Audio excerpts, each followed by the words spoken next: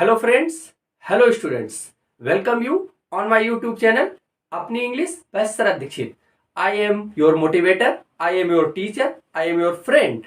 Today's the topic is very important topic of class 12th chapter Indigo. इस कहानी से पहले आप ये एक समझना स्टार्ट करें कि that is a very impressive historical and related to freedom fighting lesson. कहानी बहुत ही सिंपल और साधारण सी है, बट उस कहानी को समझने से पहले आप ये समझ ले कि ये कहानी कहाँ से स्टार्ट हुई है, और बहुत इवेंचुअली आपको वेरी प्लीजेंट फील होगा कि ये स्टोरी मेरे अपने शहर लखनऊ से स्टार्ट हुई, जो लखनऊ में कांग्रेस का सेशन हुआ 1916 में। अब ये कहानी कैसी है, ये कहानी कैसे आगे बढ़ती है, इस कहानी में मेन कैरेक्टर्स कौन है, ये कहानी कहां से होके चलती है और इस कहानी का कंक्लूजन क्या है, ये आप आज मेरे साथ इस वीडियो में समझ जाएंगे। पूरा वीडियो देखें, एंड तक देखें, कोई भी स्टेप मिस मत करें। सिंपल और शॉर्ट शब्दों में मैं आपको 2 मिनट 10 मिनट, बस ये 2 प्रोसेस याद रखिए, 2 मिनट से 10 मिनट तक आप मेरे साथ बने रहें, आप पूरी कहानी को सिंपली समझ जाएंगे। Let's start story. कैसी है कहानी, देखिए। कहानी का नेम क्या है, इंडिगो। इंडिगो मीन्स क्या होता है, नील। अब कैसे नील से रिलेटेड ये कहानी है वो मैं अभी आपको बताने वाला हूं, बट पहले ये समझ लें कि ये कहानी फ्रॉम वेयर इट एक्सट्रैक्टेड, निकाली कहां से गई है। इसके राइटर कौन है, लुइस फिशर। लुइस फिशर एक जर्नलिस्ट थे जिन्होंने एक बुक लिखी, life of Mahatma Gandhi. Life of Mahatma Gandhi का एक बुक है, उस कहानी से ये वाला जो इंडिगो का पार्ट जो आपके लेसन में है, जो आपके बुक में प्रिस्क्राइब। फर्स्ट ऑफ ऑल तो हम ये समझ लें कि महात्मा गांधी कौन है। जैसे बताने की जरूरत तो नहीं है, बट शॉर्ट में Mahatma Gandhi is the father of nation of India. हर नोट पे, सभी ओकेशंस पे हम महात्मा गांधी को याद करते हैं। महात्मा गांधी से हम सहमत या असहमत हो सकते हैं, बट वो हमारे फादर हैं, इसलिए इंडिया के फादर के जैसे ट्रीट करते हुए हम उनको रिस्पेक्ट करते हैं, हम उनका सम्मान करते हैं। आप उनसे सहमत या असहमत हो सकते हैं, लेकिन किसी का विरोध करने से पहले आपको यह समझना जरूरी होता है कि आपका नॉलेज उससे पैरेलल हो और या उससे ज्यादा हो, जिससे कि देखिए, जब एक सिंपल पर्सन की हम बुराई करना स्टार्ट करते हैं तो उसके बारे में कुछ पता भी होना चाहिए। तो महात्मा गांधी को पहले समझ। Mahatma Gandhi father of nation, उनसे हम सहमत या असहमत हो सकते हैं, जो एक सामान्य सी प्रक्रिया है। इंडिगो लेसन जो है वो महात्मा गांधी के एक लॉन्ग फ्रीडम फाइटिंग की जर्नी से, जिसमें बहुत सारे मूवमेंट्स ऐड है, जैसे Dandi march, civil disobedience, quit India and non cooperation, ऐसे टाइप के ही एक मूवमेंट से रिलेटेड ये सविनय अवज्ञा है, जो चंपारण में हुआ था। इस वर्ड को आपको ध्यान रखना है, चंपारण, क्योंकि चंपारण वर्ड का जिक्र हर बार इस लेसन में आएगा। अब समझना यह है, लुइस फिशर इसके राइटर हैं। अब समझना यह है कि इस कहानी को कहां से कहानी स्टार्ट होती है। कहानी स्टार्ट होती है लखनऊ के एक कांग्रेस के सेशन से, जहां पे 1916 में एक राजकुमार शुक्ला नाम का एक पर्सन, जो शेयर क्रॉपर है चंपारण के, वहां से आया है। अब वो शेयर क्रॉपर क्या है, शेयर क्रॉपर मीन्स होता है आधे पे या कुछ परसेंटेज ऑफ पे हिस्सा बटाने वाला किसान। इट मीन्स लैंडलॉर्ड कोई दूसरा है और उस पर वर्क करने वाला कोई दूसरा है, और वो जब फसल होती है तो उसका हाफ पार्ट्स जो है वो वर्किंग पर्सन लेता है, जिसको शेयर क्रॉपर कह रहे हैं, और जो लैंडलॉर्ड हैं वो उस समय चंपारण में ब्रिटिशर्स के बड़े बड़े, ब्रिटिश के जो अधिकारी होते थे या ब्रिटिश के जो लोग होते थे, उन्होंने बड़े बड़े लैंड्स को ऑक्युपाई कर लिया था, जिनको वो स्टेट्स बोलते थे, और वो उन बड़े बड़े स्टेट्स को शेयर क्रॉपर्स को देते थे और उनसे आधे पे काम करवाते थे, और उनका आधा हिस्सा अपना ले लेते थे, और जो बचा हुआ हिस्सा होता था वो उनको दे देते थे। अब ये एक डेब्ट्स का, कर्ज का एक बहुत बड़ा मकड़जाल था, जो ऑल ओवर द इंडिया चल रहा था बिफोर द इंडिपेंडेंस। उसी से रिलेटेड एक कहानी है।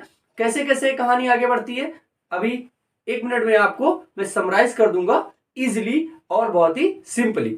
अब कहानी लखनऊ में जब राजकुमार शुक्ला आते हैं तो वो अपनी बात कांग्रेस को बताते हैं, कुछ नेताओं को बताते हैं, बट किसी ने उनको एडवाइस किया कि आप ये बात महात्मा गांधी जी को बताइए, वो इसमें आपकी कोई ना कोई हेल्प कर सकते हैं।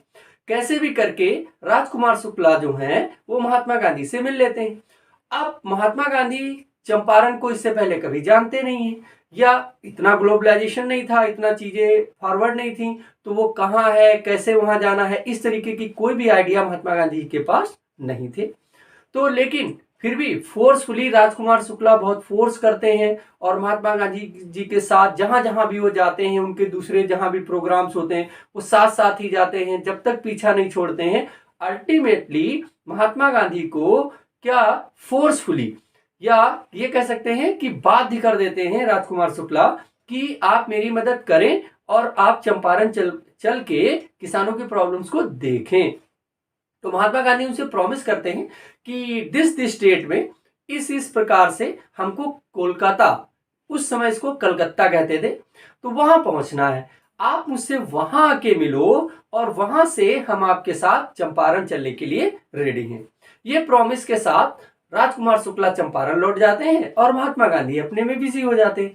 वो जैसे ही वो डेट आता है, राजकुमार शुक्ला को वो बहुत ही अच्छे से लन होती है, वो जाते हैं और महात्मा गांधी से कोलकाता में मिलते हैं।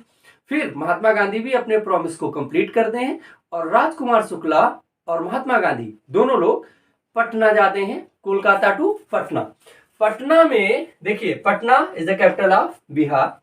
पटना में राजेंद्र प्रसाद, अब who is the Rajendra Prasad? Rajendra Prasad, as we today know, Rajendra Prasad was the first president of independent India।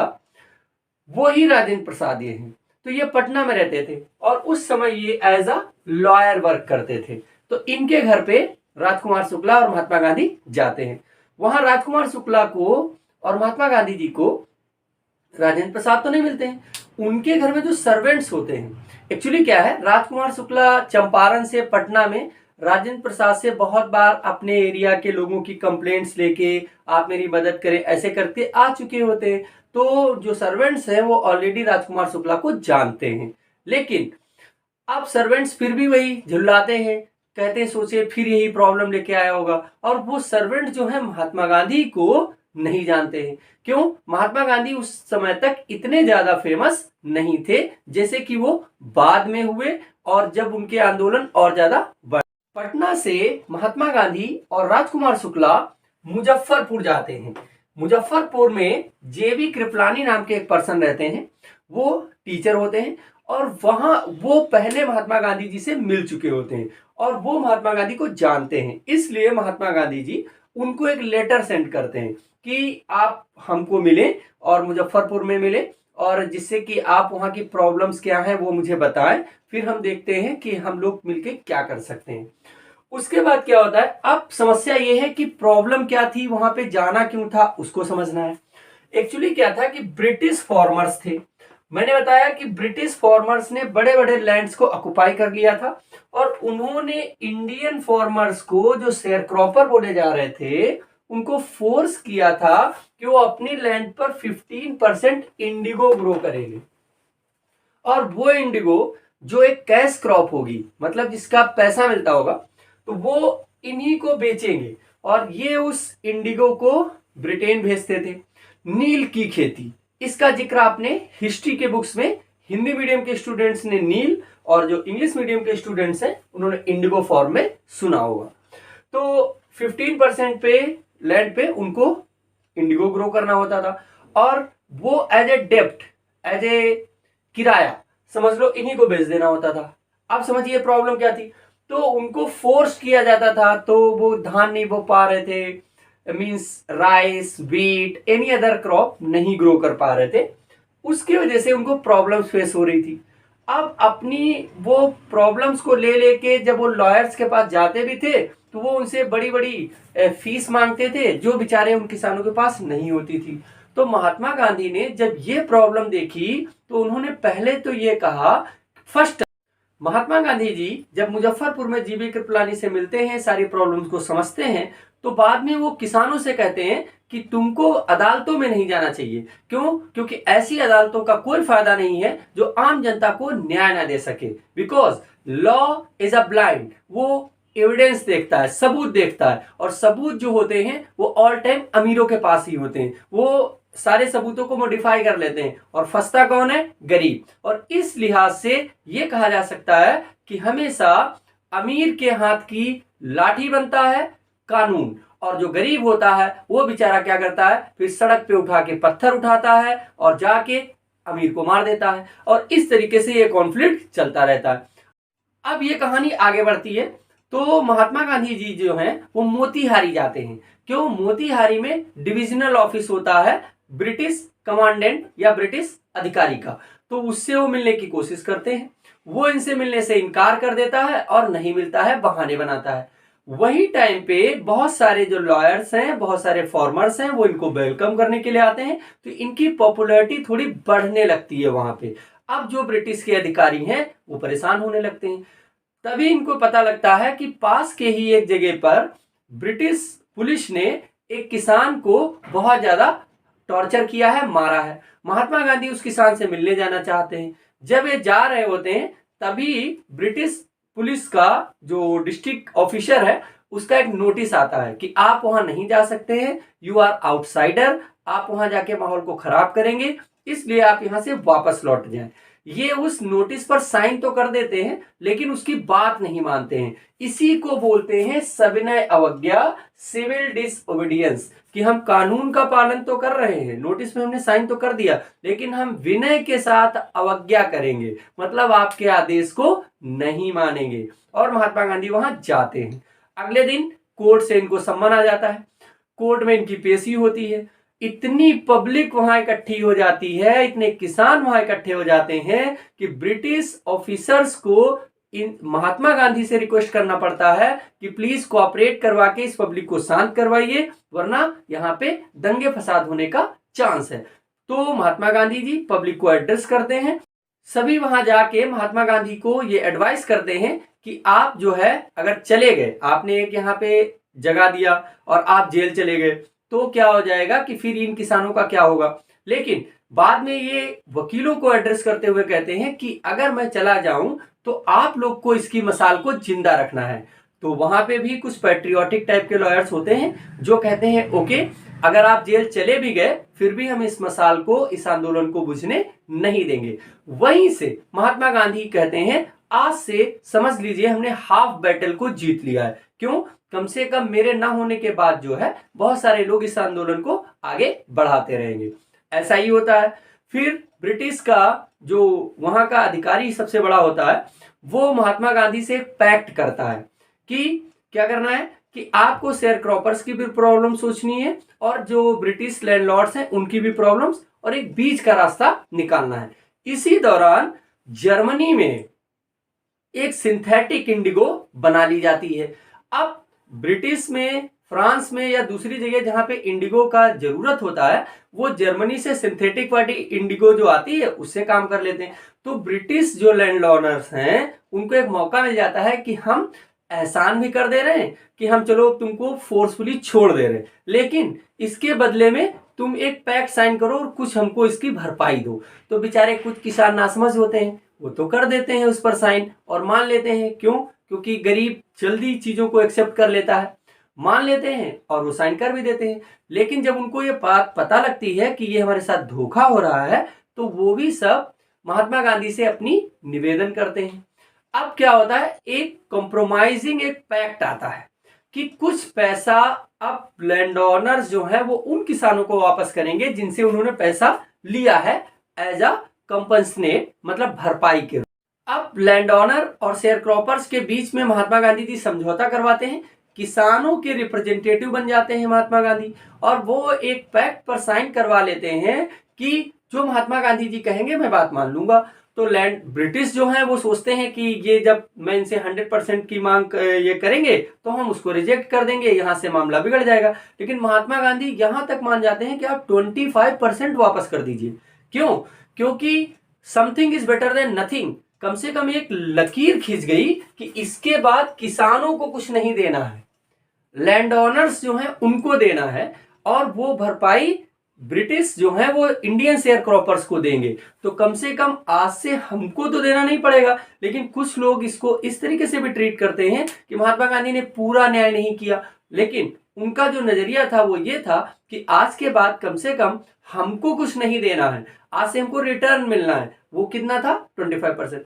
फिर कहानी आगे बढ़ जाती है और ये समझौता हो जाता है। यहां से समझ लीजिए कि सिविल डिसोबीडियंस मीन्स सविनय अवज्ञा की जीत होती है। महात्मा गांधी इस आंदोलन को एक विनर के रूप में लीड करते हैं और यहां से किसानों की जो प्रॉब्लम्स होती है वो सॉल्व हो जाती है। लेकिन इसके बावजूद भी देखिए, मैंने यहाँ पे कुछ और लिखा है।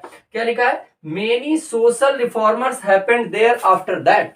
महात्मा गांधी जब वहां देखते हैं तो वो ये सोचते हैं कि यहाँ पे सिर्फ शेयर क्रॉपर की प्रॉब्लम नहीं है, यहाँ पे एजुकेशन का, सैनिटरी का, साफ सफाई का और स्वास्थ्य का, हेल्थ का, इन सब का भी बहुत बड़ा प्रॉब्लम है। तो वो जाते हैं और फिर वापस आते रहते हैं, मतलब आना जाना उनका चंपारण में लगा रहता है। और वो बहुत सारे वॉलंटियर्स को, बहुत सारे स्वयंसेवकों को वहां पे अट्रैक्ट करते हैं और सबको मैसेज देते हैं कि चंपारण में जाके अगर आपको कुछ सेवा करनी है तो चंपारण में जाके, इवन कस्तूरबा जी, महात्मा गांधी की वाइफ जो थी, वो भी, उनके छोटे बेटे, ये सारे लोग जाके वहां पे हेल्प करते हैं। एक बार जब कस्तूरबा जी की कहानी है उसमें कि वो जो कपड़ा था वो उसको बहुत ही साफ सुथरा रख के पहनती थी, तो महिलाएं जो थी वहां के आस पड़ोस की, वो गंदे कपड़े पहनती थी।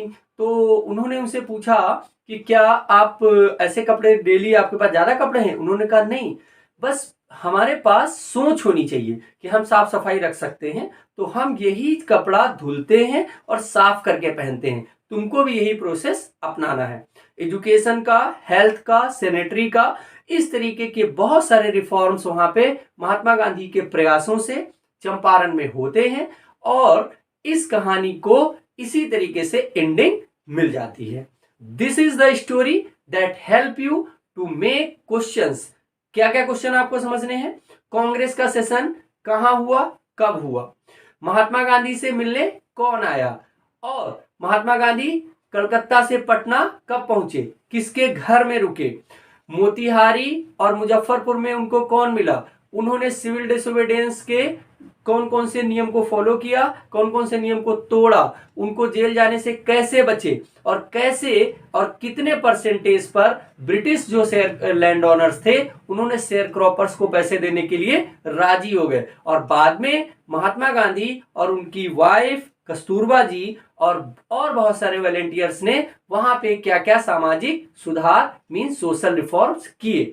इस प्रकार के क्वेश्चन इस कहानी में बनते हैं। This is the end of this story, but that is not the end of my journey, that is the starting, that is the middle point of my journey. Like my channel, subscribe my channel, share my channel. इस तरीके की दूसरी मजेदार कहानियां सुनने के लिए, अपने हेल्प के लिए और बोर्ड एग्जाम में अच्छे से क्वेश्चन बना लेने के लिए। वंदे मातरम, जय Hind, best of luck for your exam.